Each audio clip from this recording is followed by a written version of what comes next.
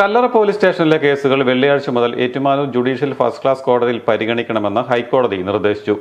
ഉത്തരവിനെ സ്വാഗതം ചെയ്യുന്നതായും ഈ ആവശ്യം ഉന്നയിച്ച് ഏറ്റുമാനൂർ ബാർ അസോസിയേഷൻ ഹൈക്കോടതിയിൽ നിവേദനം നൽകിയിരുന്നതായും ഭാരവാഹികൾ വാർത്താസമ്മേളനത്തിൽ അറിയിച്ചു.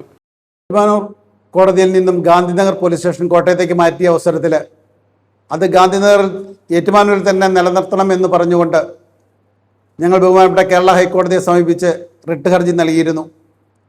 ആ റിട്ട് ഹർജിയുടെ അടിസ്ഥാനത്തിൽ 2 വർഷത്തോളം സ്റ്റേയിൽ നിന്നു. പക്ഷേ പിന്നീട് സ്റ്റേ വെക്കേറ്റ് ചെയ്ത് ഗാന്ധിനഗർ കോട്ടയം കോടതിയിലേക്ക് കൊണ്ടുപോകുന്ന സ്ഥിതിയാണ് ഉണ്ടായത്. ആ അവസരത്തിൽ ഏറ്റുമാനൂർ കോടതി ബാർ അസോസിയേഷൻ്റെ നേതൃത്വത്തിൽ ശക്തമായ സമരപരിപാടികൾ ആരംഭിച്ചിരുന്നു.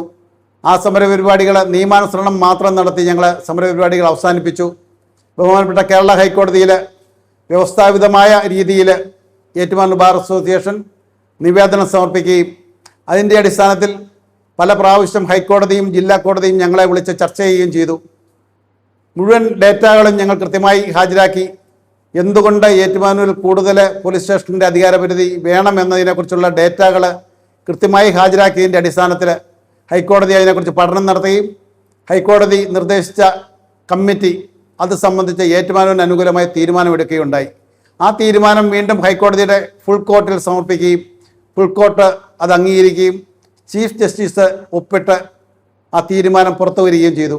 അതിൻ്റെ അടിസ്ഥാനത്തിലാണ് ഇപ്പോൾ ചീഫ് ജുഡീഷ്യൽ മജിസ്ട്രേറ്റ് ഇത് സംബന്ധിച്ച് ഫൈനൽ ഉത്തരവിറക്കി ഇന്നു മുതൽ കല്ലറയുടെ ചാർജ് ഏറ്റുമാനൂരിലേക്ക് എത്തിച്ചേർത്തിരിക്കുന്നത്.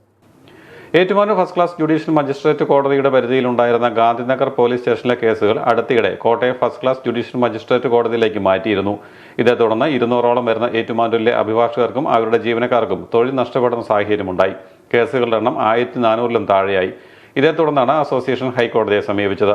പുതിയതായി സ്ഥാപിച്ച കല്ലറ പോലീസ് സ്റ്റേഷന്റെ അധികാര പരിധിയിലുള്ള പ്രാദേശിക പ്രദേശങ്ങൾ Ettumanoor judicial first class magistrate കോടതി 1ന്റെ അധികാര പരിധിയിലേക്ക് കൂട്ടിച്ചേർക്കുന്നതിനുള്ള വിജ്ഞാപനം പുറപ്പെടുവിക്കുവാൻ കോട്ടയം ചീഫ് ജുഡീഷ്യൽ മജിസ്ട്രേറ്റിന് ഹൈക്കോടതി ഉത്തരവ് നൽകിയിരുന്നു. ഇത് വെള്ളിയാഴ്ച മുതൽ നിലവിൽ വരും. നിലവിൽ ഏറ്റുമാനൂർ, കിടങ്ങൂർ, കല്ലറ പോലീസ് സ്റ്റേഷനുകളും Ettumanoor range excise office, Kuravilangad excise enforcement and narcotic special squad എന്നിവ Ettumanoor judicial first class magistrate കോടതി 1ന്റെ പരിധിയിൽ വരുമെന്നും ഭാരവാഹികൾ പറഞ്ഞു.